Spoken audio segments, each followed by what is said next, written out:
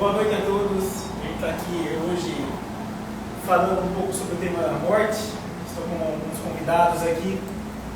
Queria agradecer ao Tom e ao Caverna pela oportunidade de a gente estar fazendo essa live, trocando um pouco de ideias e experiências, né?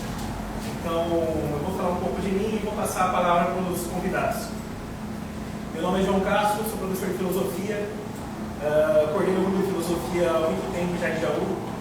E hoje, na verdade, não é uma palestra, né? Hoje, na verdade, é uma conversa entre amigos.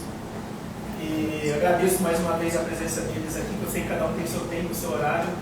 E gratuitamente vieram para trocar essa ideia e trazer cultura e conhecimento aí dos nossos telespectadores.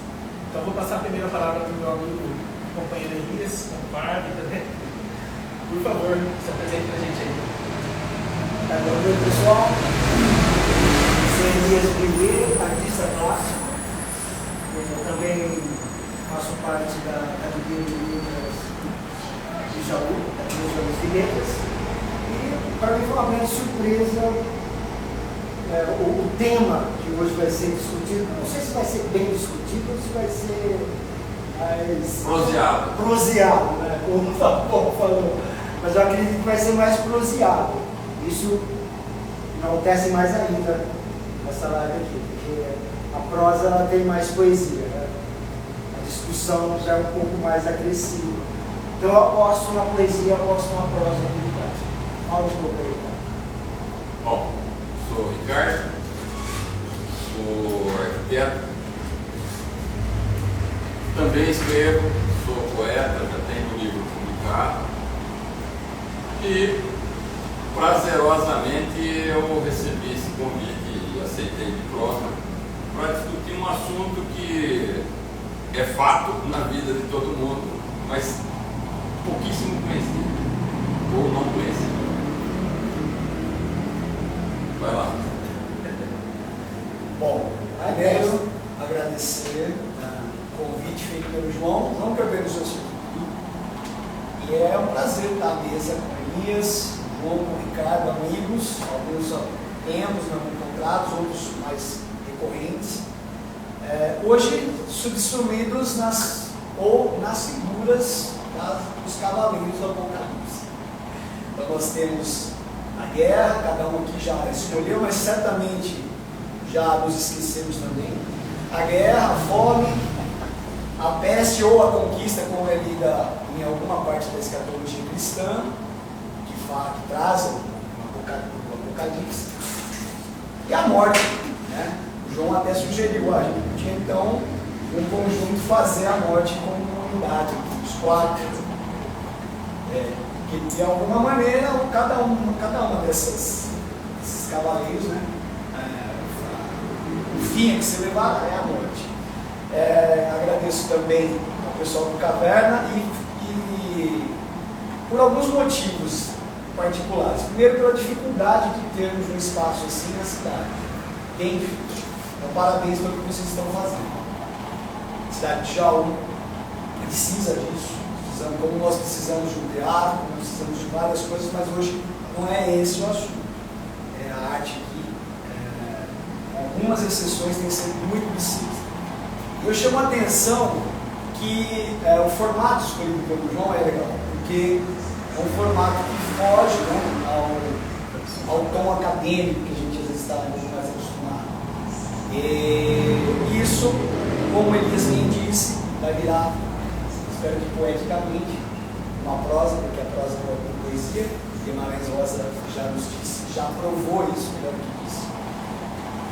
Mas o Caverna me lembra muito, e é isso que a gente está fazendo aqui, porque da forma como foi anunciado, é trazer também a conversa para um nível um pouco diferente do corriqueiro. Né? E o Caverna nos remete a uma grande mito da caverna de Platão. Então, lá, os homens estão dentro de uma caverna. Legal.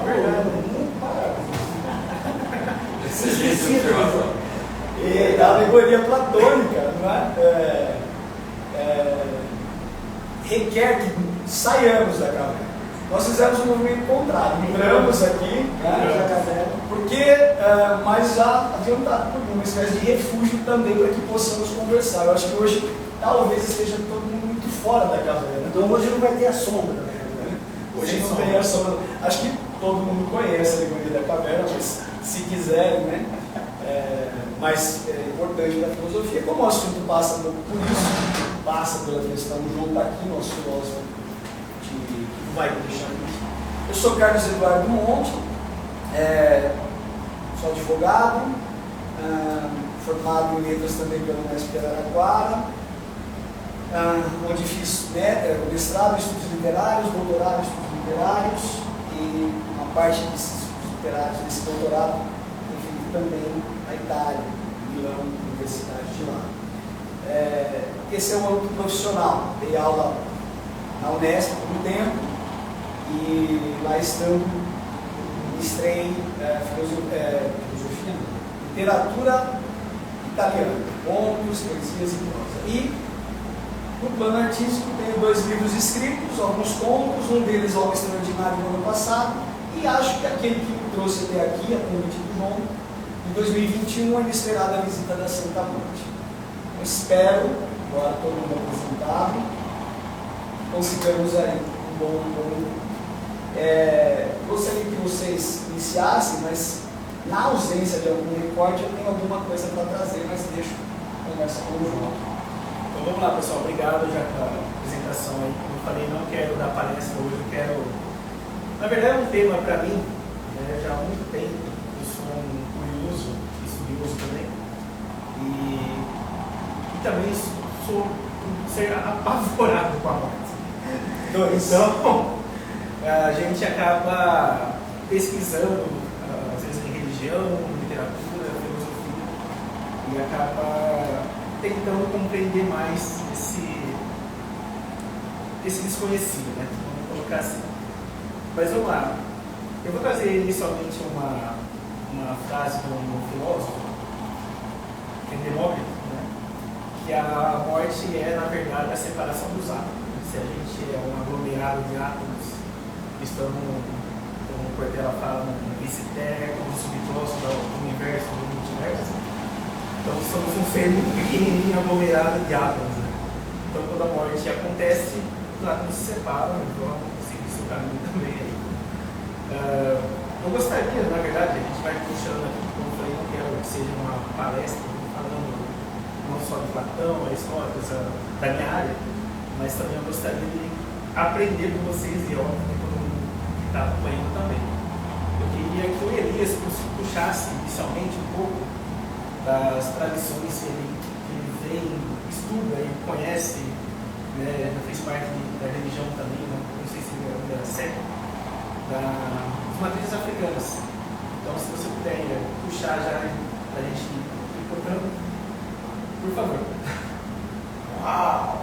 Tem caminhos, né? A vida, os ancestrais. Eu achei interessante que você falou que a morte sobre o que, né? A separação? Demócrito. A separação do átomo com a carne.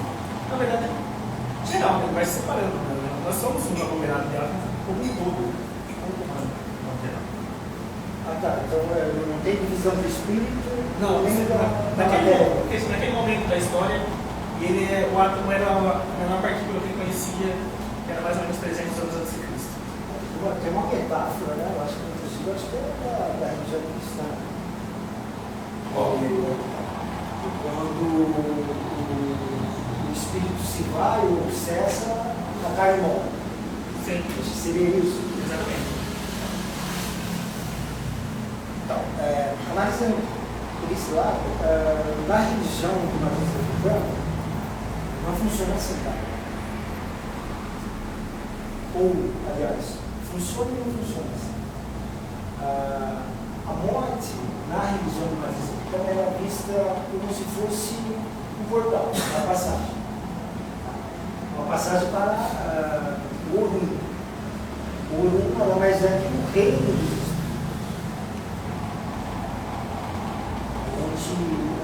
O seu Orim, nós chamamos, a cabeça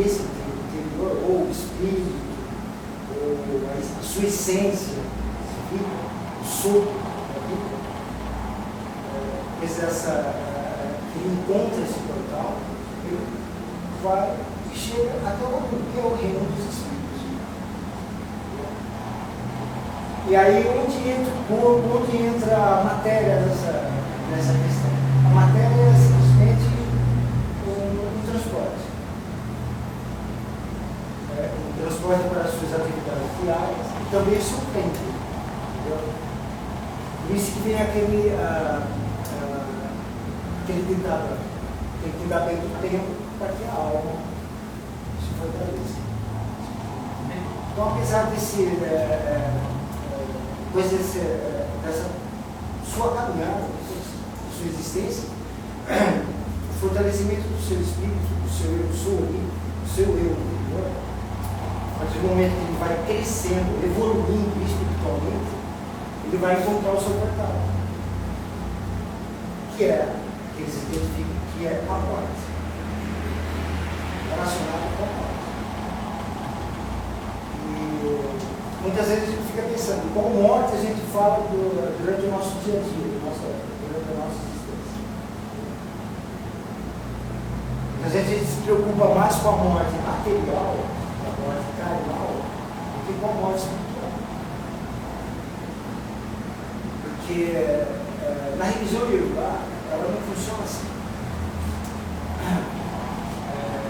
Eles são preparados ritualmente para a chegada desse portal.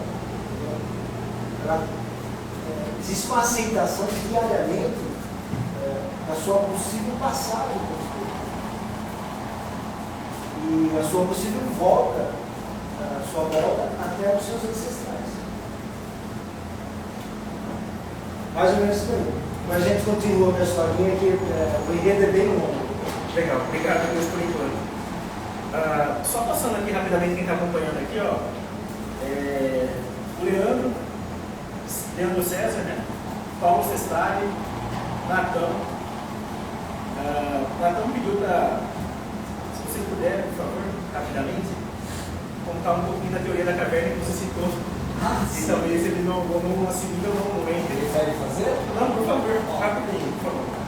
A alegoria da caverna é um mito da caverna fundamental para que se compreenda nosso mundo, onde talvez seja a melhor metáfora está na República de Platão, onde ele retrata uma conversa realizada entre Sócrates e Glauco. Eles conversam uma espécie de emulação, uma homenagem que Platão faz a Sócrates, onde ele relata,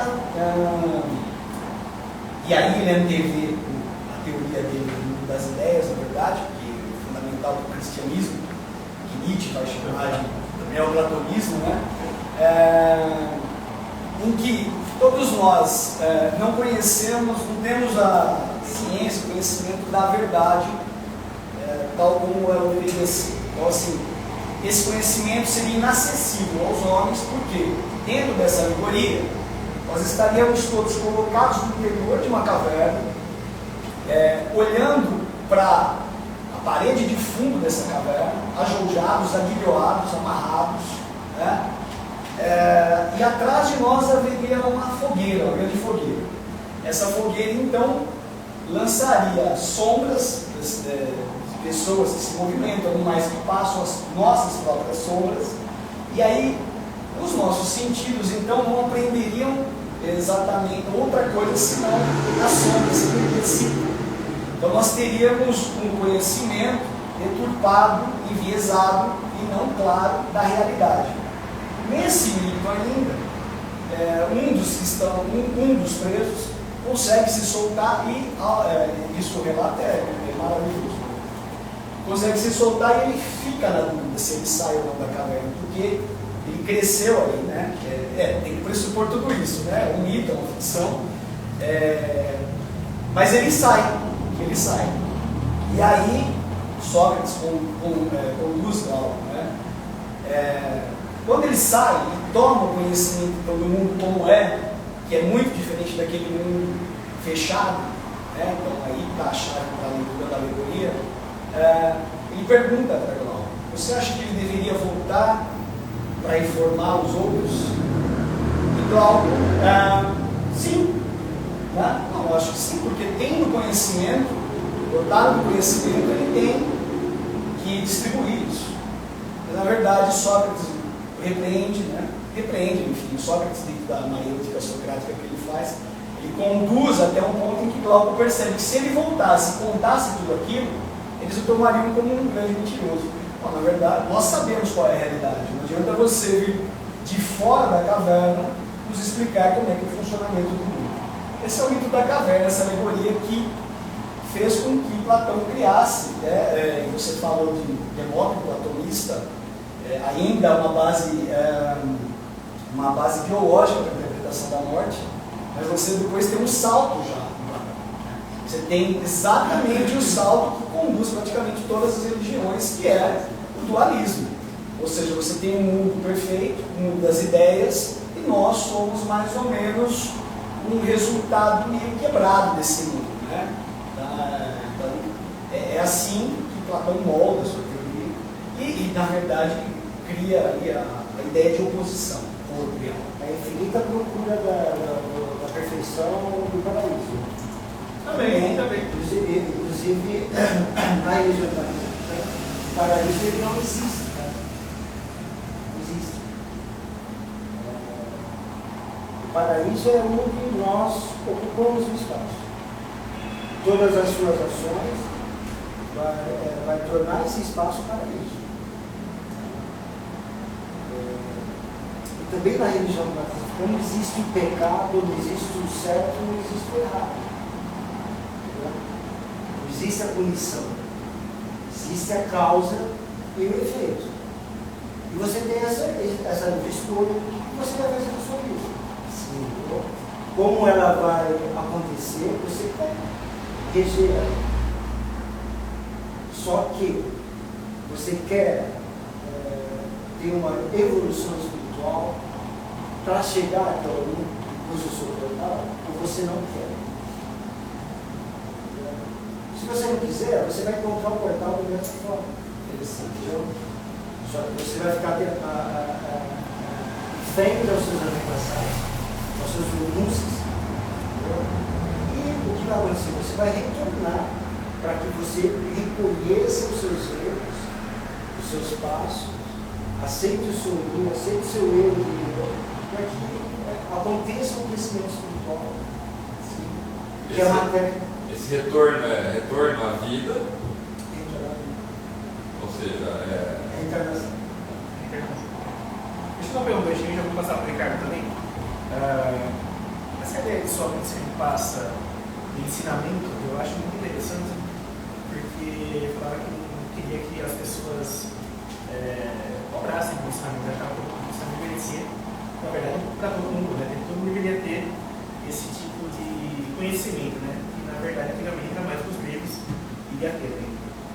Então você percebe que esse tipo de evento que a gente está fazendo de forma gratuita, tentando transmitir, possivelmente vai ser salvo e gravado, né? Outras pessoas podem ter acesso a essa vasta informação que vem bombardeando de todo lado aqui, né? Com base, na verdade, não é um achismo que hoje também tem essa réplica de informação, mas um achismo que alguém disse, que alguém disse, que alguém disse, e não nada muito complexo. Então eu acho que é uma forma também da gente fazer esse tipo de ação gratuitamente, também pensando, de certa forma, um bem para a sociedade, mesmo que seja um tema tão delicado. Uma outra coisa que eu queria passar também, que eu separei aqui, para não esquecer, que a morte, na verdade, ela nos apresenta através do outro. Né? Eu acredito assim, que eu tive meu primeiro impacto, de fato, com a morte, a partir do meu pai. Por mais que me demore na criança, adolescência, e também um outro tema que eu gostaria de tocar aqui, que a morte, na verdade, também é um evento, né, para reunir pessoas, né? Muitas vezes amigo e parente não vem perguntar como você está, ou alguma coisa do tipo. A morte como evento. Como um evento, exatamente. Tem horário, tem de chegada, saída, de velar e tal, né? Mas tem também essa reunião de pessoas que muitas vezes se encontram no dia a dia. Mas ela é também, como eu coloquei, ela se apresenta através do outro, nunca através de nós. E para mim, já aproveitar também a ideia é que a morte não é nada, nem para os vivos nem para os mortos, porque quando a gente está presente, ela não se faz presente. Quando ela se faz presente, nós já não estamos. Então não devemos pensar na morte. Eu gosto dessa ideia. Mas Essa ideia é sofista, Eu não concordo com isso. Não, deixa eu só pegar um bicho. Essa ideia aí também, quando eu estou presente, a morte não está, mas a morte estando presente, eu não estou, é uma prática sofista, né? É uma forma de levar na conversa, na verdade. Porque se você pega uma filosofia nem tão moderna, de chegar até o Igor, mas se você vai para Heidegger, ou se você vai para a arte mesmo, para Manuel Bandeira, para algumas pessoas que passaram a vida, tal como você disse aqui, temendo a morte, ou seja, com pavor da morte, a morte nunca deixa de estar presente. É o que está exatamente. Um dos cataventos de Mário Quintana, por exemplo, ela nasce exatamente quando eu nasci. Quando eu nasci, a morte nasceu junto comigo. Ela faz parte da nossa vida, é uma aceitação. Mas eu gosto dessa ideia sofista. Essa ideia, cortando um momentinho, que eu vi uma vez no Jô Soares, ele fala, não sei quem foi o autor da frase, mas eu achei interessante. Nasce uma criança, nasce um cadáver. Né? Então, a partir do momento que você nasce, principalmente hoje, você já está condenado à morte. Né? Então, é isso aí. Mas eu ia trazer uma questão. Bom, condenado ou agraciado?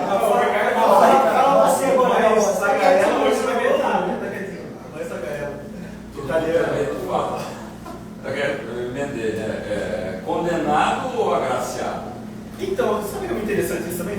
Vou te passar de novo, mas eu tenho uma ideia que assim, seria muito ruim também se você ficasse só envelhecendo,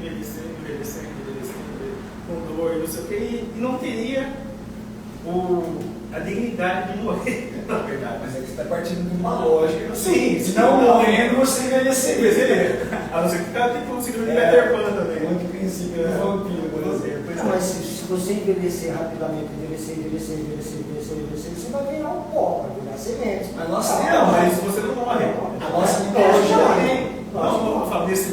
Bom, sim. A busca pela vida eterna, ela é tão antiga quanto a humanidade, desde que a gente conseguiu, a gente lá muito atrás, concatenar os pensamentos e ir montando esse quebra-cabeça nosso. Certo? A escrita tem 7.000 anos, 8.000 anos, alguma coisa assim. Não é escrita como a gente conhece, mas uniforme. A Síria, o Sumério. Mas o quanto a gente passa a não entender, tem zilhões de teorias, tem quem acredita que após a morte, quem acredita que a gente conviva com pessoas que já viveram, e tem quem acredita que morreu, vira duplo e um abraço. Mas são raríssimas as pessoas que falam assim, não, eu quero morrer amanhã. Até o próprio suicida, isso é uma conclusão minha, que eu nunca estudei sobre o assunto, mas a vida se torna um peso tão grande que a manutenção da vida é instintiva. Você cai dentro de um rio, se você não souber nadar, você vai procurar por coisa. Opa! É o Jason. É a morte. Se manifestou. Volta toda sexta-feira para ele. Então, até o próprio suicida, ele não está com vontade de morrer. É que a vida se tornou um peso gigantesco. Que acaba da dor, né? Sim, ele gostaria de continuar vivendo bem, mas não consegue. Então, até essas várias religiões condenam o suicida, tem que ser enterrado lá na fossa, não pode ser enterrado com as outras pessoas, como se assim, se se a vida de alguém dependesse de outras pessoas. Minha vida é minha vida, é minha. Não pertence ao Papa, nem ao Dalai Lama, nem a porra nenhuma de ninguém. A sua vida é sua. Mas, voltando à vida eterna, por mais fato que seja a morte, e é por isso que tem tantas histórias, né? Eu lembro quando era moleque, Horizonte Perdido. Não sei se vocês assistiram. O filme é do final da década de 60. Eu assisti na década de 70. Sou muito mais novo. Um pouquinho. E os caras encontram um lugar lá onde ninguém envelhecia e vivia eternamente. Tinha gente lá com 600 anos, um cara todo. Era um lugar maravilhoso. Até a própria, o lugar chamava Shangri-La. A Rita Lee tem uma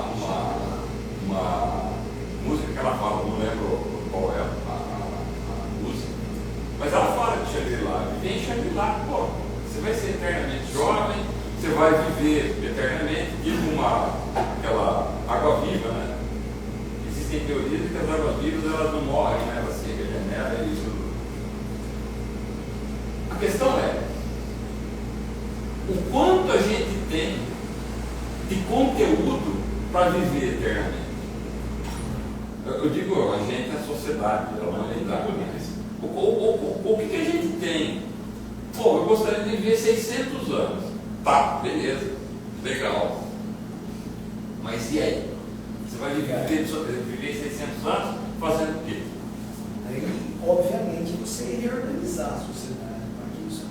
Sua longevidade, na verdade, tudo bem, se isso fosse um fato, você certamente poderia aconteceria. Sim. Mas assim, quem gostaria de viver bilhões de anos, até aquelas piadinhas, né? Doutor, eu estou com 85 anos e eu tenho uma saúde boa, mas eu vim aqui para saber do senhor, né? Quanto tempo ainda tem de vida? Bom, o senhor tem 86 anos, só praticamente, o senhor está bem. O senhor tem algum tipo de vício? Não, não. Nada. Não. Beleza. O senhor gosta de sair, conversar com os amigos? Ah, não gosto muito, prefiro mais ficar em casa. Eu não tenho muita lida com as pessoas. O senhor gosta da natureza? Eu sou mais urbano mesmo, gosto mais de ficar em casa mesmo, no meu trabalho. O senhor gosta de marcenaria, de montar quebra-cabeça? Não tenho muita paciência para isso. Eu prefiro mais ficar quieto no meu canto, escutando minha musiquinha. O senhor gosta de música? Assim, gostar de música mesmo eu não gosto, mas você vai me distrair mais. Bom, então a dúvida do senhor é: o senhor vai viver mais tempo? Com a saúde que o senhor tem, vai. Mas para que o senhor quer viver mais? Exatamente. Sim, exatamente. Quando fazer nada da vida. Para que olha, eu estava olhando o quadro, ele tem o pôster ali com várias pessoas da década de 50, que alguns nunca nem chegaram a conviver. Tem ali o que está avançando no balcão, que é o James Dean. Que assim, o símbolo dos anos 50, ele não morreu porque ele quis, obviamente. Até atribui uma frase cretina a ele. Poderia, né? Sugerir isso. Viva muito, morra jovem, seja um cadáver bonito. Ele nunca disse isso. Aliás, eu nem sei quem disse isso. Mas é o exemplo de um cara que viveu extremamente pouco, morreu com 24 anos, um acidente horroroso, e que ainda hoje, depois, ele morreu em 55, já faz 70 anos. O cara ainda é o símbolo da juventude. Tudo bem, tem os filmes da juventude, mas ele ainda é símbolo da juventude. Ótimo. Então ele alcançou Shangri-La. Eu não sei se ele alcançou. Essa é a sua. Você acha que essa é uma forma de se eternizar através da arte, que você pode trazer? Não, isso sim. Sim? Sim. Tem uma cena. Não que isso deva ser, para mim pelo menos, a gente deva levar a nossa vida para se eternizar por alguma coisa que a gente fez. Deixar um legado, Mas né? você conseguir construir alguma coisa, assim, no caso da vida eterna, para que os outros também consigam compactuar ou dividir, ou se deleitar com alguma coisa que a gente fez, uma pintura, uma escrita, uma peça de teatro que você não vai esquecer nunca mais, e que vai ser uma conversa refilmado. Por exemplo, o Shakespeare é um cara que não conheço, gosto muito de Shakespeare. Mas Conheço alguma coisa, mas assim, profundamente não conheço nada. Mas é um cara que até hoje, ele foi no século XVI. Século XVI. Estamos falando de quase 600 anos. Mas agora, por exemplo, do Shakespeare, é um dos grandes escritores, eu acho fantástico, mas ele, que a gente está comentando sobre uma vida eterna, não um nome eterno. Não, é que Seria- eu o seu emendei legado- na o seu fala legado- dele.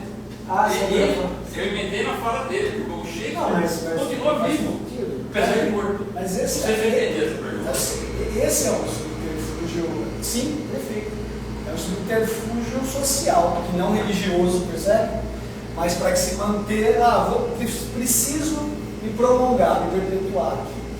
Então você tem um discurso religioso, Porque a imortalidade do nome Aliás, é social. nós temos mais de 10 mil religiões. Não é divina, não é religiosa. Sendo as 4 grandes, o cristianismo, o islamismo, o hinduísmo e o budismo, todas elas, de alguma forma, representam sociedades que se organizaram de uma forma a tornar possível a convivência de uma vida com a ideia de morte, porque todas elas apostam na transcendência. Acabada a vida na Terra, você vai ter uma transcendência. Aí você tem as mais variadas questões. Agora, eu vou só trazer uma cena do filme do Bergman, O Sétimo Selo, aliás, obra-prima do Bergman, o filme de 1957, que tem a morte é convidada a jogar xadrez com aquele que deveria morrer. Mas não é essa cena que eu vou trazer. A morte encontra um adúltero que está fugindo na floresta, está fugindo do marido traído, na verdade. E ele sobe na árvore. E aí ele sobe na árvore, o cara fica tranquilo, fugir, me safei da morte. Porque essas histórias para mim são maravilhosas.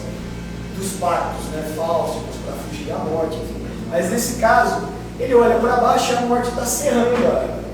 E aí ele fala, puxa, eu sou um artista, não tem concessão nem para mim. Você está citando Shakespeare. Aí ela fala assim, olha, para os artistas tem, mas não para você.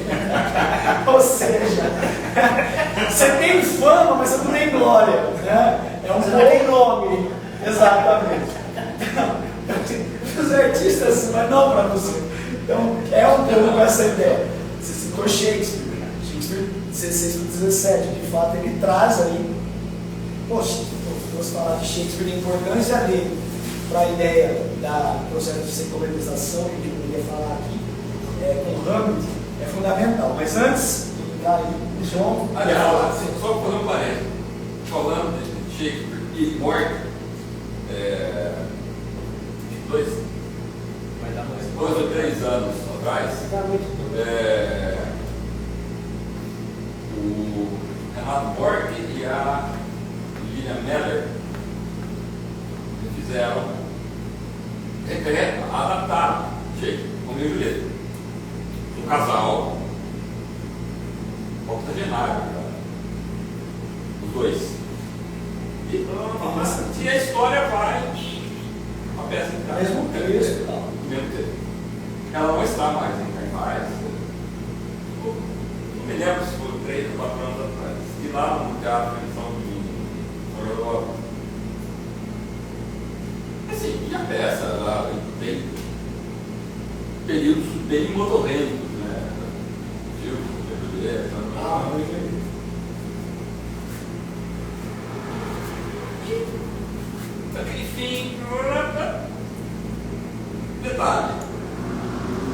Alguém avisou o Romeu, alguém avisou a Julieta, e no fim eles não morrem. Eles estão. Olha, a hora que teve esse fim, o teatro inteiro levantou. Assim, peça. Morre, eles não morrem. É a coisa mais maravilhosa do mundo na história, porque teve um trágico. Então, Ou seja, rapidamente, queremos continuar vivos. mas segura aí, segura aí. são duas coisas, eu vou voltar depois do suicídio, mas. E depois eu também quero voltar. Então vamos lá. Eu quero fazer uma pergunta para os caras. A primeira, na verdade, é a seguinte. Eu comecei a entender também depois sobre isso, parece. Como eu sempre estudei sobre. Fui induzido a estudar e ler, né? Fiquei 2 anos dentro de uma biblioteca municipal, acabei conhecendo depois o Ricardo, o finado Alexandre também, sempre conversando e tal. E dentro da biblioteca eu achei interessante uma coisa chamada a Barça, né? Que eram uns livros antigos de enciclopédias e tal, era vendida de porta em porta, e tal, caríssima na época, lá em 91, 90 e tanto. E beleza, né? Tinha lá, como um missionário, ABC, não sei o quê. E aí eu peguei um trecho da morte que fala o seguinte, os Neandertais, sei lá qual foi o período, não vou me lembrar, que ele fala o seguinte, que eles começaram a perceber que os colegas de caça saíam e depois, durante a noite, ou enfim, acabavam dormindo e não acordavam mais. E aí, em volta deles, eles começaram a criar um culto disso. Olha que interessante, né? E aí veio o termo religião, né? Religare, voltar de novo a Deus, do latim religare, né? Mas eu achei interessante como não é espantoso a morte já há muito tempo, né? Ao mesmo tempo, eles achavam que está dormindo, daqui a pouco ele acorda, mas aí a pouco não acorda mais. Não, peraí, então vamos começar a dar uma florzinha, né? Cercar ele com pedra e não sei o quê. Mas então sempre eu acredito que a humanidade já teve esse, não sei, mas a partir de um certo momento começou a ter esse conceito de como se fala, velar. Né? E também que aí Bebeu morto. Né? Bebeu morto. E assim. Também o tempo. Mas Bebeu morto. no meio disso aí, melhor prática. Tem esse tipo de. assim, Hoje a gente está bebendo morto. Morto. certamente não tem sentimento que também foi construído. Né? Sentimento o afeto, como a gente conhece hoje, ele não é do jeito que ele nasceu assim. O humano fala, nossa, eu amo todo mundo. Construção social. Foi construído. Sim. O próprio amor, né? Ele foi construído. Detalhe, né? A humanidade passou a maior parte dela e ainda hoje, infelizmente, guerreando. Foi construída, a base da humanidade é sangue. Né? Sim, isso é lógico. É um sentimento, é um sentimento. Inveja. Inveja é fogo. Além do instinto, no reino animal, principalmente as mães, elas têm uma relação com as crias, né? Tem que preservar. Mas existe, de alguma forma, algum cuidado, um carinho que seja além daquele de eu vou te dar leite. E a gente, eu vou citar eu mesmo, né, como exemplo.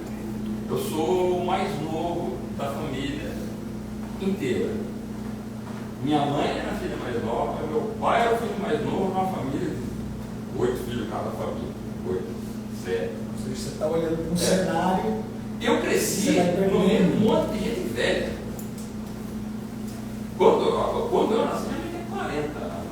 Então, lógico, você é criança, que tem muita ideia disso aí, mas você passa a crescer, você vai vendo. Meus avós eu cresci um só. O pai da minha mãe ele tinha 86 anos quando morreu, eu tinha 4 para 5 anos. Então você começa a perceber quem é velho e morre. Naturalmente Posso pegar um gancho? Pode. A gente estava comentando sobre a tristeza que a gente sente do ente próximo em relação à morte. Né?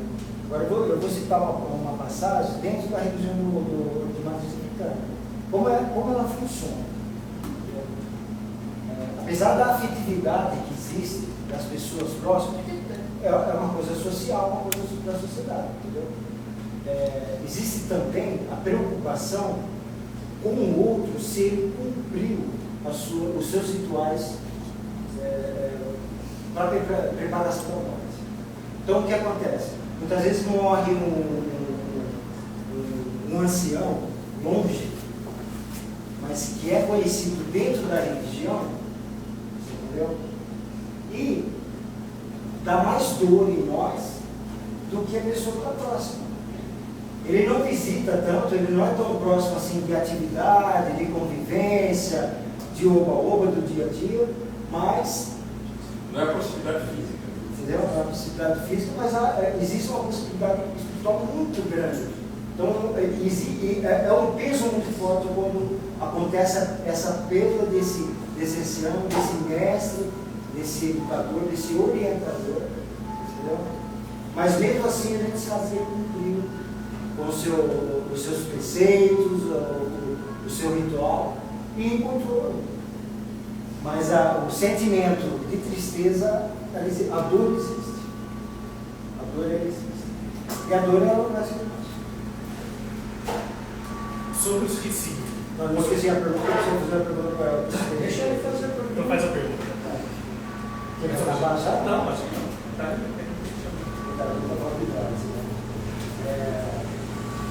Você tem medo da morte? Eu? Não. Não. Você tem medo da morte?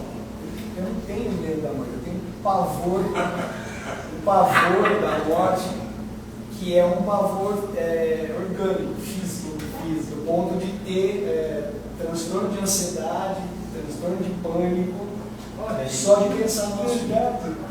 Já fui diagnosticado, já tratei isso, mas não passa. Mas você tem medo da morte? Eu sou contra a morte.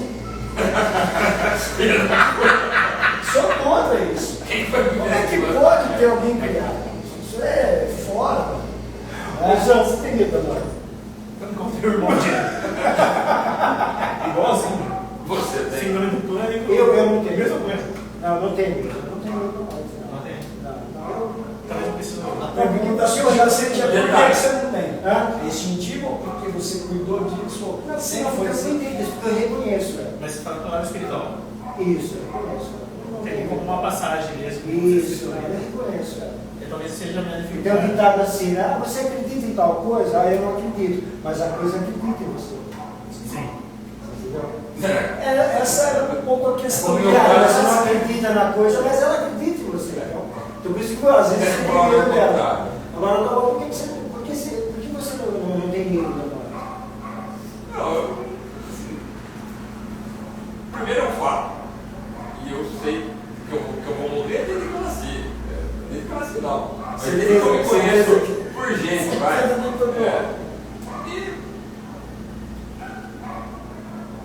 não tenho.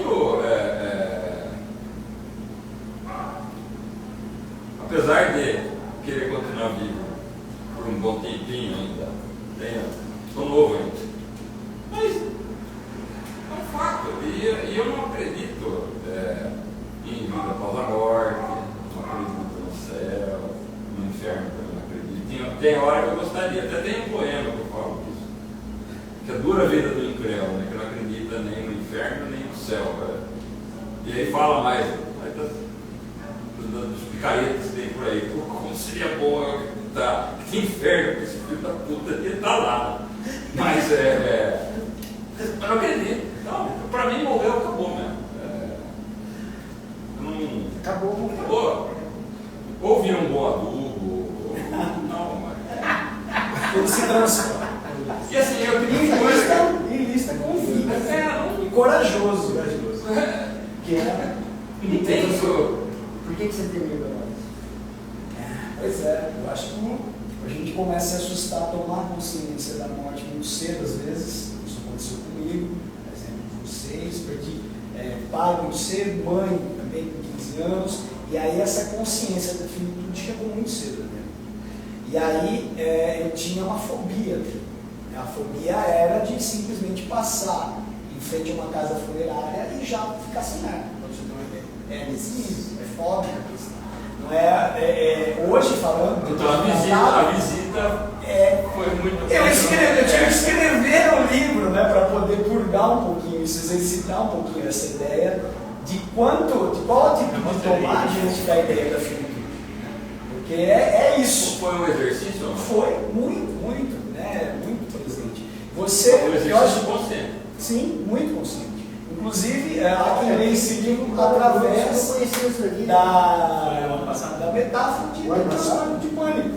Né? Cada visita que ele recebe da morte é cada vez que ele se sente ameaçado da morte, na verdade. Ele está fora, a gente está falando de um ícone que representa, essa da morte representativa. Né? Nossa, cara, o negócio aqui é forte mesmo.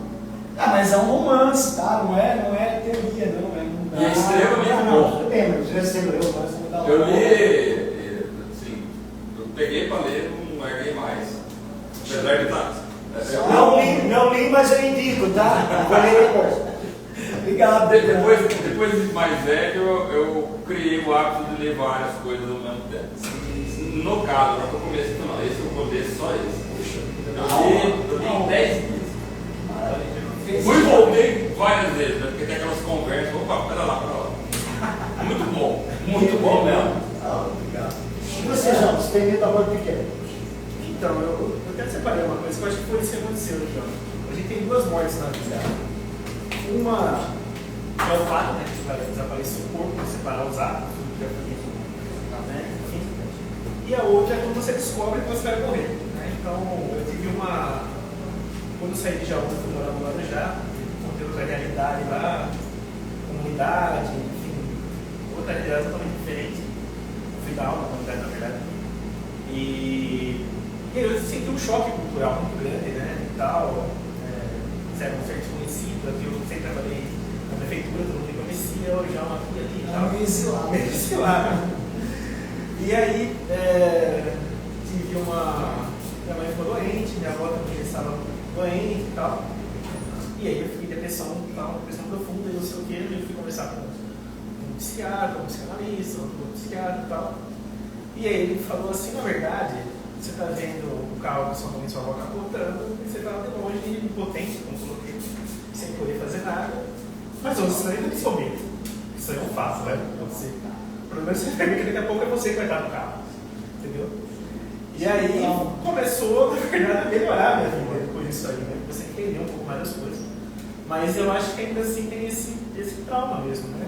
E na verdade é o que tem que fazer. Porque o Ricardo disse, querendo ou não, vai chegar só a hora daqui. Mas você tem essa consciência de que tem o problema é ter a atitude que ele tem. Que é, bom, já que eu vou morrer, vamos tratar de viver. A ideia é essa. Da melhor forma. Né? Mas a atitude é paralisante. Às vezes você não consegue agir, porque senão uma coisa é paralisante. Mas o que eu falo da melhor forma possível é você tratar o seu tempo da melhor forma possível. Não é isso? Você fazer isso, eu procuro. Escrever é uma A ideia do ócio criativo. Escrever é uma dessas formas. Porque, do meu ponto de vista, e segundo a religião que eu faço parte, nós somos construídos em duas partes, entendeu? Existe a cabeça interior e a cabeça externa. A cabeça externa é o nosso corpo. A nossa casa, o nosso toque, a sensibilidade, o gostar dos prazeres da carne, entendeu? A boa comida, a boa conversa, boas amizades, entendeu? Lógico, a riqueza também faz parte do nosso corpo material. Não acumule tanto. Por mais relativa que ela seja. Mas não acumule tanto. Eu acho que tem uma passagem bíblica que diz aquele que tem amor às coisas do mundo, o amor de Deus não está na nele. Não sei quem se não passa. Eu acho que é a essência da vida. Está preocupado com essa passagem. Não, ninguém está preocupado. Somente em Brasília ninguém vai passar com isso. Mas faça um camelo para. Mas existe, entendeu? Existe uma equivalência nos seus dois corpos, entendeu? No seu ori, na sua cabeça espiritual e na sua cabeça. Gente, que ori é cabeça, tá? Legal. Ori, mas não sabe o que é. Pô, que negócio que é esse de ori, eu não sei o que é. Ori é cabeça, tá? Então. Cabeça física ou a cabeça pensante? Ori é a cabeça interior, que é a pensante. Cabeça pensante. Consciente. Ou seja, um papo cabeça, um papo ori. Um papo ori. Meu, vamos bater um papo ori. É hoje, uma poesia assim, já estou até entendendo a poesia, a próxima poesia. Poesia. Você falou que na prosa tem poesia. sim. Já está miando? Ou já viu? Não, vamos. Ainda tem? Ainda tem, pode. Então, beleza.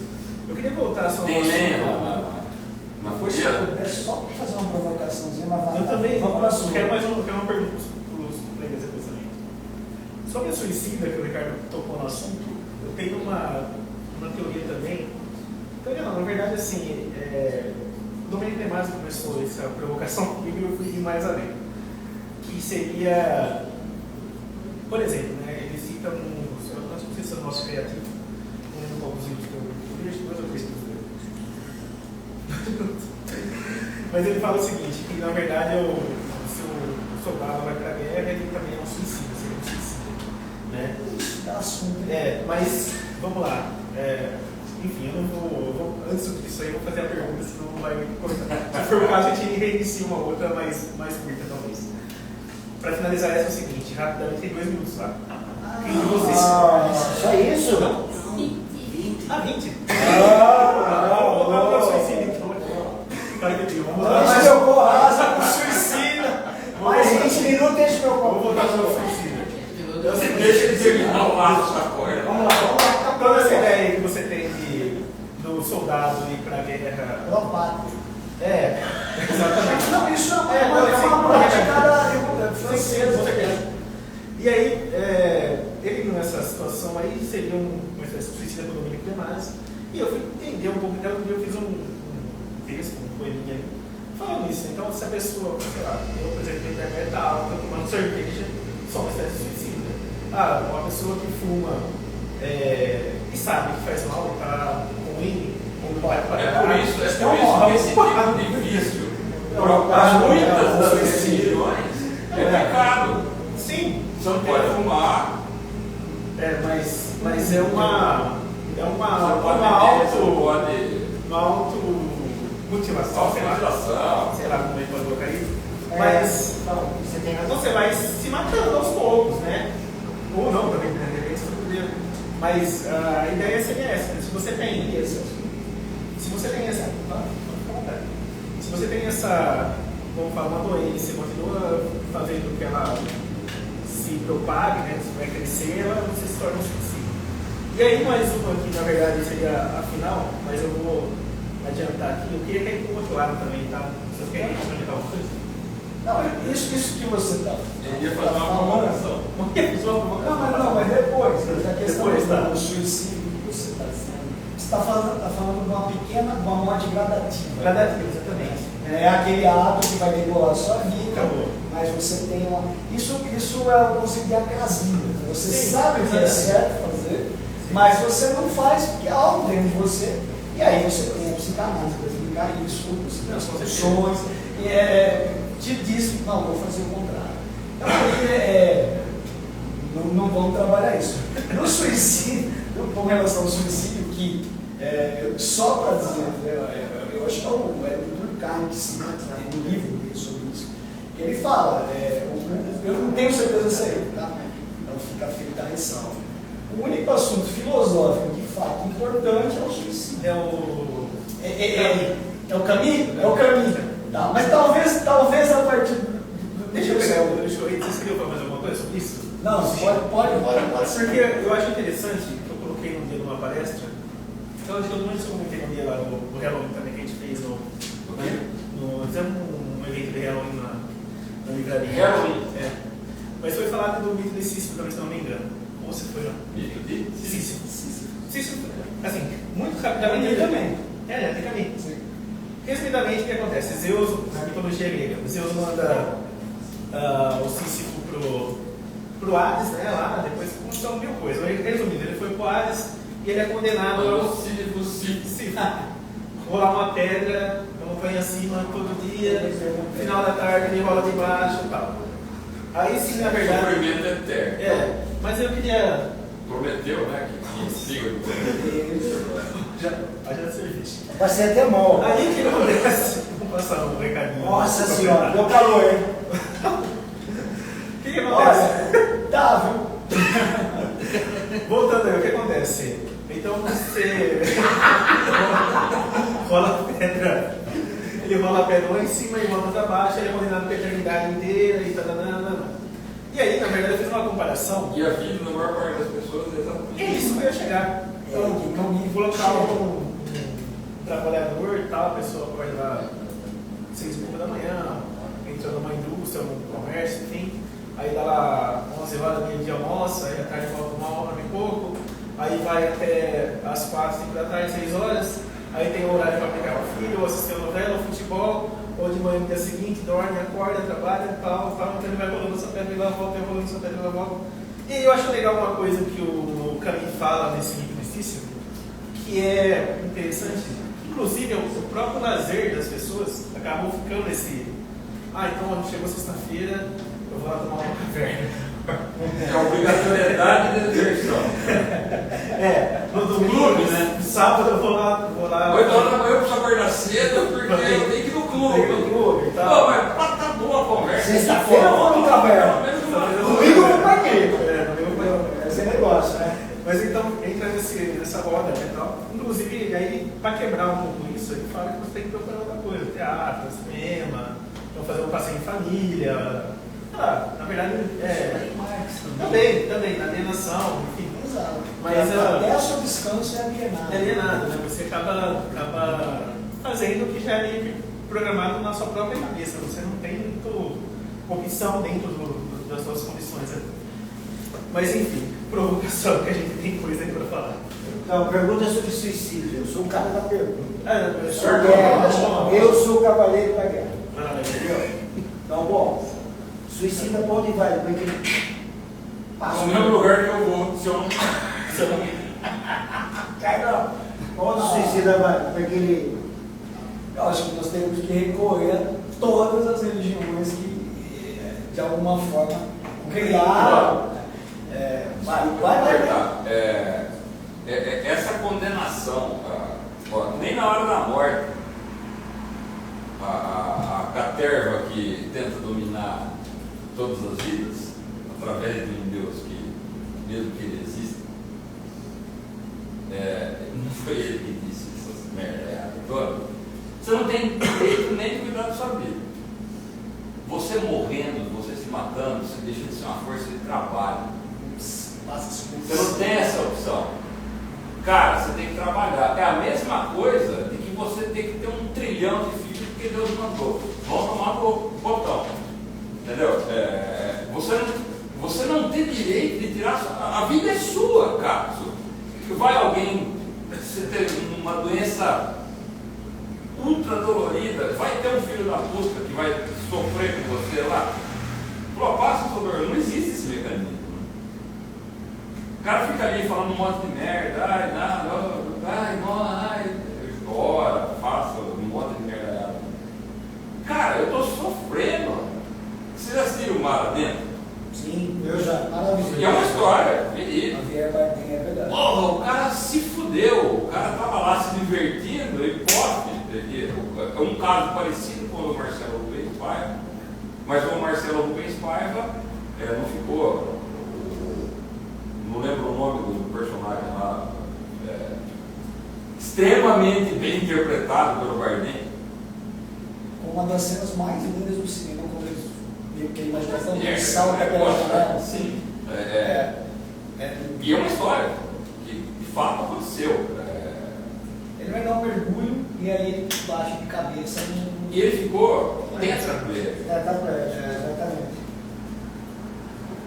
E você tem que pedir autorização para o Estado. É demais esse filme. Que assim, e que no caso, na maior parte dos casos, o filme bem já, 90. Durante a produção do filme, você acha que é ruim, né? Esse advogado não está sendo representado, né? Sim. Na verdade, ele está em conluio com o advogado, porque ele de fato, né, não queria essa representação toda. Mas vai, desculpa. Não, é isso. O domínio dessa meia dúzia de gente maldita que diz o seu destino. Destino é outra cretinice do caralho. Né? O cara que é o destino. Pô, então beleza. Vai vivendo aí. Porque se o seu destino mentira disser que você vai ter que ser um fudido na vida, você vai ser um fudido. Então se conforma e toca o barco. Você vai ser um cagado eternamente. Todo dia que você sai de casa, vai ter um urubu cagando na sua cabeça. E o filho da puta do vizinho seu, que é o cara que nasceu com o cu virado pra lua, não. Vai ter uma pombinha que vai dar uma florzinha. Vamos rivalizar com o Ricardo, sendo o mais claro possível, né? Então, a sociedade está pouco se fudendo se você se matou, se você não se matou. Não dá nem que essa Tirando os filhos para Não, isso. você está falando eu não quero gente do aspecto social. Ninguém gostaria que alguém próximo Mas você chegasse acha de nesse fato, de fato, Na verdade, sim, eu vi duas coisas que eu acho interessantes do podcast que eu vi. Uma mulher que era pegava suicida, era morto, não sei o que. Cara, como é que será uma mulher? E ele fala o seguinte: que até mesmo, e aí eu ia chegar numa outra coisa, o arrependimento antes da morte, que eu acho que ela tem alguma, não sei se tem na matéria africana também. Mas, e aí citar até a obra da Comparecida. sim, Vocês foram também. Vamos lá, falso, né? E a mulher do padeiro lá. Mas a ideia do cara que na verdade ele pegou de vários suicidas que ele pegou, enforcado principalmente, que ele libera esperma ainda quando está enforcado, né? Seria uma coisa natural do corpo. E ele quis. Várias. Mas ele quis justificar. Nem sempre, mas. Ele, Às vezes eu como. Como é que é assustador. ele quis justificar que, tipo, até mesmo antes da morte, o intuito da vida é reproduzir. Interessante. Você elabora. Não, Sim, mas é interessante. É interessante, mas para mim não é uma boa coisa. Não tem. Puxa a palavra. Bom, Aquela hora eu ia perguntar para Quando você. o suicida vai. Você ia perguntar para eu tenho ideia. Eu tenho um freak Ó, catecismo. Que é uma. Depende. A pergunta é. Se ele se jogar A pergunta que eu na fiz é relacionada. Iguaçu, na catarata, Ele vai ele vai chegar por meio do lençol freático. Pode ser que ele chegue. Se ele se pinchar dentro do Quilaué, Mas essa vai virar pergunta, magma. a pergunta que eu fiz, ela é de cunho religioso. Não, Existe. Para mim, todo mundo tem o mesmo fim. Tá bom. Vamos voltar um pouco no. A gente estava falando do Shakespeare, vamos voltar no Hamlet. Porque você falou de destino. E o Hamlet é considerado o primeiro grande herói secularizado. Significa dizer o quê? Que ele abandonou aquela ideia grega de hipnose, ou seja, a vontade nossa é esvaziada completamente, nossa vontade é completamente esvaziada, para dar lugar a uma vontade divina, ou seja, sempre eu tenho que estar condicionado, meus atos estão condicionados a o que é que Deus espera que eu cumpra. Entendeu aí, cara? Sim, não. O que é que Deus espera que eu faça, e aí todos os meus atos, isso era uma verdade muito forte, eram determinados por isso. Então o homem lá forjando uma espada, enfim, tinha como condição que o destino era o destino dele, e não só o destino, com a ideia de que ele precisava fazer aquilo, porque ele engrandecia a sua existência perante o Criador. Essa hipnose foi sendo abandonada gradativamente no processo que a gente chama de secularização. Né? Ou seja, eu começo, através dos tempos, isso se fortalece no iluminismo, através dos tempos, tomar minhas decisões, não mais a partir da ideia de que o que é que Deus espera que eu faça. Então eu vou agir agora, né, a partir de uma vontade própria. É isso que está agarrado a falar Hamlet. Eu sou o senhor da minha casa, né, e eu sou o senhor do meu destino. Eu vou construir o meu destino. A gente estava falando isso, salvo engano, entre 1600.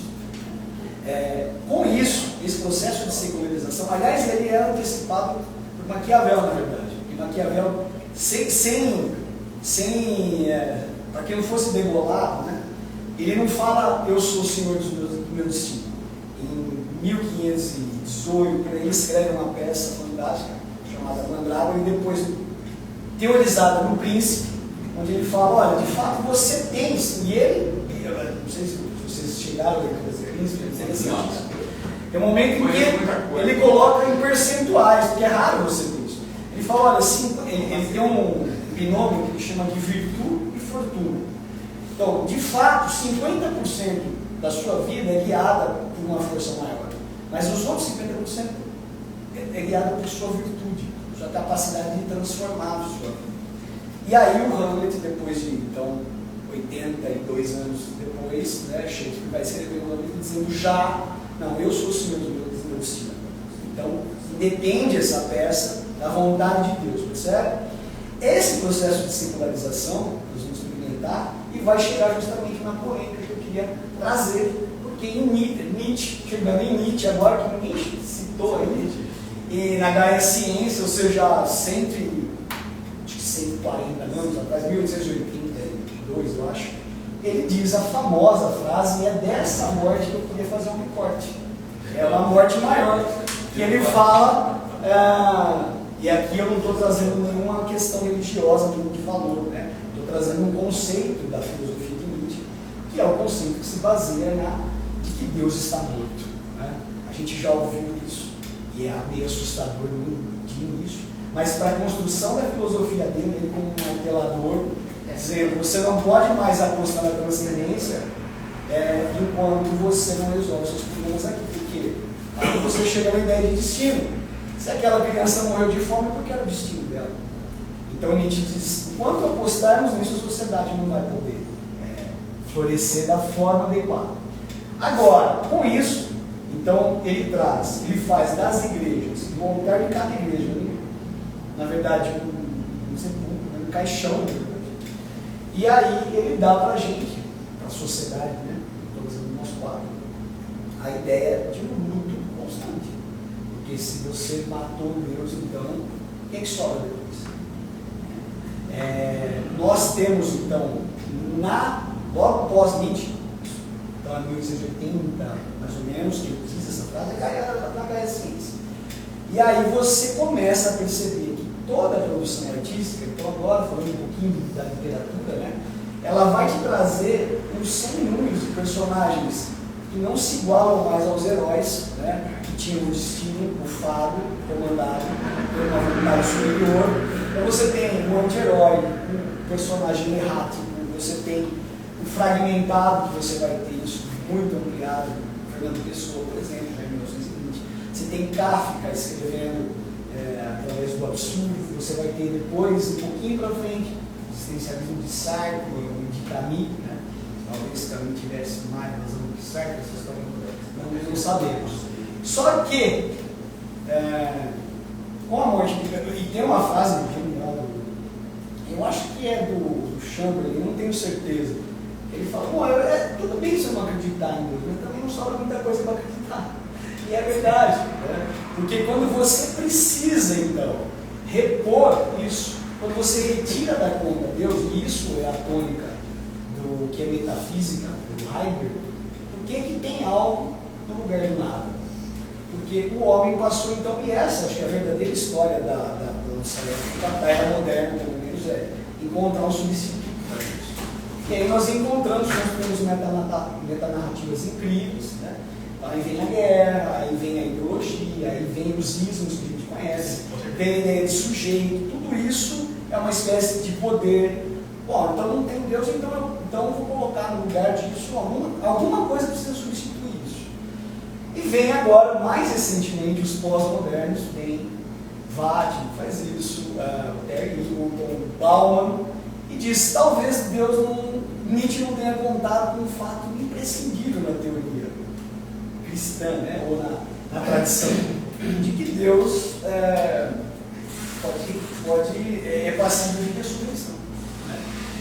Terry Hilton vai dizer, Deus não está verdadeiramente morto, ele está respirando por aparelhos.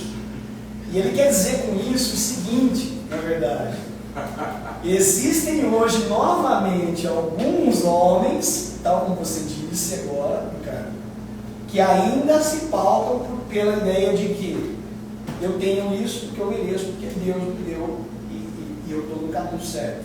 Enquanto o outro que não tem, por algum motivo, Deus não o elegeu para isso. Deus não dá uma Para outro tem. Eu estou indo da tradição cristã, agora, meu olhar. Porque essa Nunca vai te ter. martela. Nunca. Agora, por esse prisma, Elias, você tem a ideia de que então a morte mesmo, a ideia de morte, que foi tão bem representada nas gravuras do Doré, por exemplo, Gustavo Doré, em 1865, acho que a ceifadora dele é a mais famosa que existe. Essa ideia de morte, é aí que vai a minha provocação. Na verdade, a morte não existe. Porque se você sempre está com a ideia de transcendência e você substitui o termo morte por passagem, então o que a gente chama de passagem? Então a ideia de morte biológica é uma, e ela não tem uma interpretação só para a morte. Ok? Concordo com isso. Não estou causando contenda com ninguém, mas o assunto é esse. Então, ou você entende biologicamente, ou você aposta na transcendência, ou você tem a coragem que você disse ter. Eu sou nihilista, convicto, não acredito em valores superiores, sou um homem vivendo aqui. Essa era, na verdade, a ideia do Vermes Nietzscheano, do super-homem Nietzscheano. Ele diz o seguinte: o verdadeiro homem é o que precisa viver sem as muletas. E ele diz: a transcendência é uma muleta. Acreditar no além, no pós-vida, é uma muleta. Se você retira isso, você consegue viver? É essa a ideia dele, que a sociedade precisaria viver disso. É aí essa provocação. Se vocês acham, então, que a gente está falando de um assunto que nem existe. Porque então a morte desse prisma transcendental Por isso. Por esse prisma. E aí? Essa é a provocação. Eu acho que o Nirvana existe. Tá na camiseta Apesar dela, disso, lógico que existe. o Kurt Cobain morreu. Nirvana existe. Tá escrito na camiseta dela, pô. Nirvana, vamos lá. Então, mas sobre a pergunta que eu fiz, então o suicida vai para. Então, precisaria me agarrar. Eu coloco o suicídio em cada uma das crenças. Então vamos lá, vamos complementar a sua pergunta com mais um trecho para ver se a gente consegue deixar essa pergunta um pouco mais viva. Por que, para onde o suicida vai, segundo quem? Se ele morreu como a gente morre. Por exemplo, eu atravessei aqui sem olhar, meu busão. Mas aí você não é suicida, né? Não, eu morri. Mas E o suicida? Saiu daqui e falou: Olha, eu vou responder. aliás, nessa mesma rua aqui, ó. Não, tá. Só para simplificar. Se jogou Nessa mesma rua. Você Perca se jogou a na ponta, frente do carro. ó, eu estou dando dois exemplos. Pelo mesmo meio. busão. Ali, perto da pontinha, ó, Major Ascânio com Visconde. Uma emenda a rua. Ali, o ônibus desce num gás violento, cara. E tem um sujeito, ele assim, isso segundo relatos de pessoas que moram, está acabando. Vou fazer mais uma pergunta. E caía lá e teve um dia que, ó, busão, matou. Ele, de fato, se matou porque ele deixou carne. Eu sou um Zé Ruela, eu não penso na vida, fico vendo estrela durante o dia. E atravessei a rua com o busão dele, pegou. Com o mesmo ferramenta. Morremos os dois. Um com vontade e o outro nem percebeu. Por que lugar que a gente vai? O mesmo. Que eu, assim, tirando alguns regramentos religiosos, né? O suicida não é enterrado junto quando fica errado. O outro, o caso do Herzog, foi um caso assim, absurdo, um negócio terrível, né? O jornalista judeu, que, segundo os filhos da puta da ditadura militar, mataram o cara e forjaram um suicídio horroroso, um negócio que nem criança acreditaria naquilo lá. Se não fosse pela intervenção de um rabino, que é o Sobel, né? e o Dom Paulo Evaristo Arnes, esse cara ele não jamais se mataria. Primeiro, claro. A cena já te dá a ideia que existe. Sim, é óbvio, né? A física explica isso. E E foi uma briga para conseguir enterrar o cara que foi torturado e morto, para assassinado. Para os judeus, até se prova o contrário, ele se matou. Ele foi execrado, ele não teve permissão para ser enterrado no cemitério israelita. Então, um julgamento gigantesco. Eu estou com o saco cheio da vida, eu quero me matar. Não, mas você não pode, porque a gente não tem, tá bom? E você fala o que com o cara? Você enterra ele em outro lugar. Aqui a gente tinha no cemitério católico, protestante, tem essas cretinices. Mas o suicida, depois de ele morrer, se ele não for enterrado na copa do lado dos seus, ele vai ser enterrado em algum lugar. Fiz a piada das cataratas, do vulcão, sei lá onde, mas a gente vai para algum lugar. Se cremar, você vai virar cinza, que vai ficar por aí. Se jogar no mar, se jogar no privado, na descarga, se te enterrar em algum lugar que ninguém sabe, o fim vai ser o mesmo para nós. Quem não se matou, viveu a vida inteira, virtude, louvando ao Senhor, glória. Para mim, o fim é o mesmo. Todos vamos para o mesmo lugar. Por nada. O é bom é o pó retornando. Vamos sair daqui, ó. Na verdade, a gente vai. Eu não sei que modifica.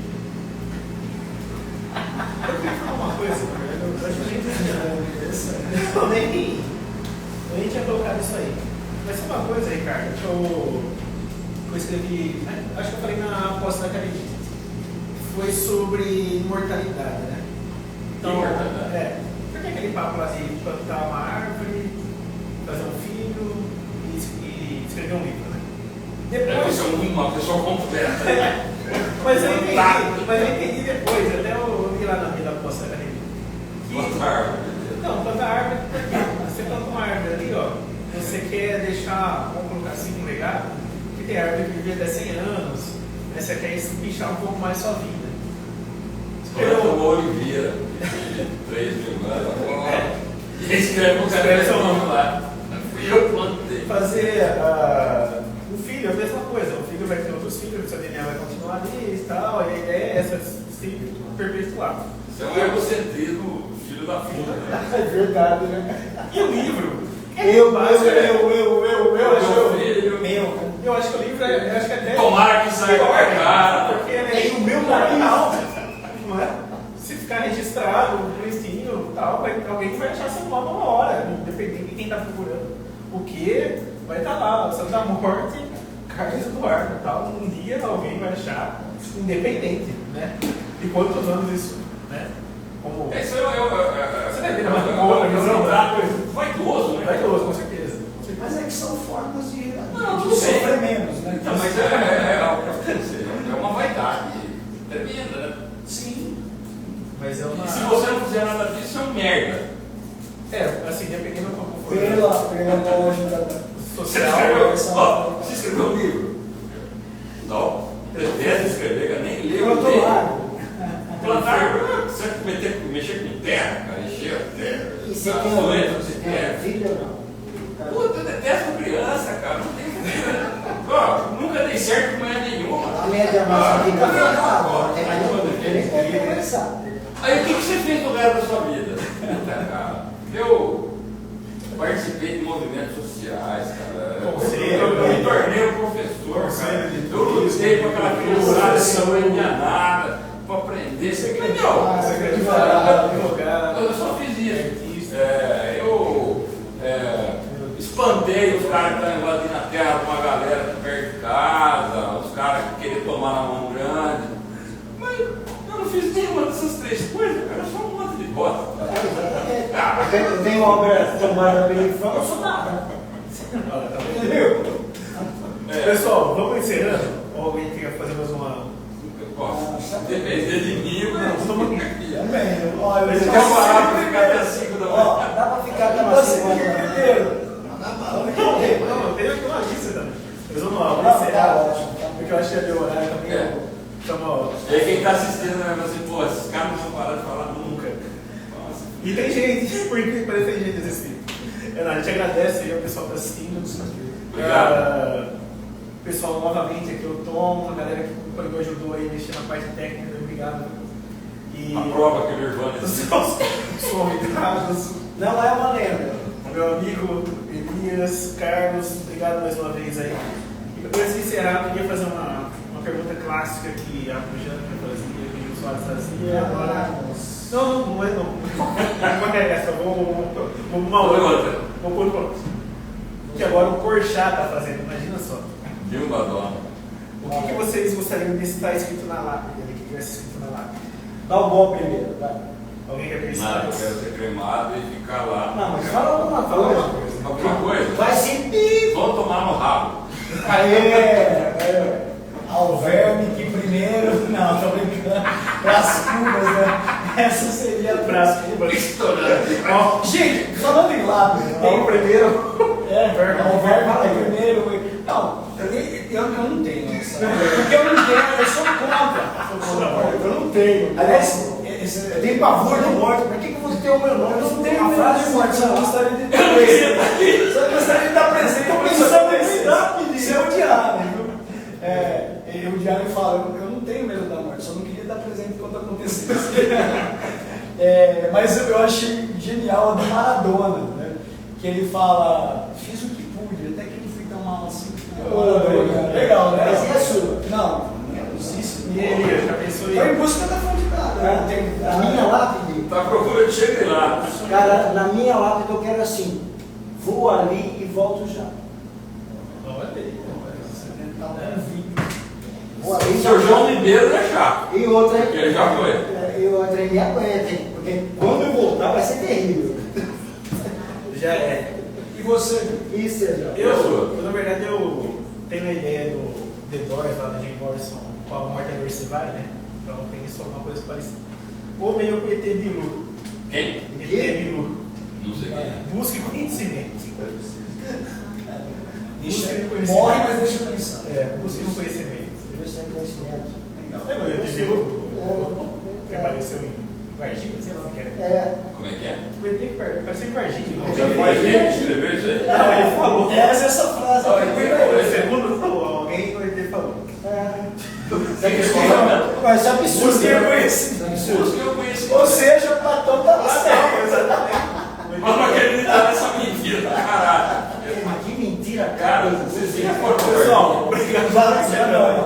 Cara, Eu sou brasileiro. Não, mas Varginha, eu vou Opa, aqui, eu falei isso aí. Opa! a nós. Valeu, obrigado. Tomou Até uma- mais. Meu Deus do céu, se deixar que vai até. Varginha tem. Mostrar o livro? Não, pode salvar se puder. Tem ponto de ônibus em forma de estação espacial. Tem Tomar um ar. disco voador. Foi muito bom.